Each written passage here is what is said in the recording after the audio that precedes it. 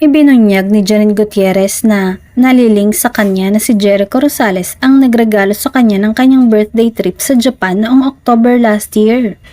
Si Janine ang guest sa Anong Gift ni Echo kay Janine na latest vlog ni Diamond star Maricel Soriano. Sa naganap na one-on-one interview ay kinwento niya ang tungkol sa pagdalo niya sa Tokyo International Film Festival 2024 sa Japan para sa kanyang pelikulang Phantosmia.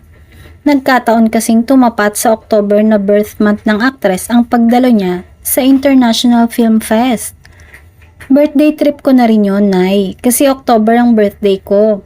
Sakto yung pelikula ko po napunta dun sa Film Fest, so nakapag-attend ako sa Tokyo International Film Fest, say ni Janine. Nang tanungin tungkol sa kanyang paglalakbay sa Japan, ay dito na niya ibinahagi ang naging regalo sa kanya ni Jericho. Masaya. Actually, regalo sa akin ni Echo yan, Nay.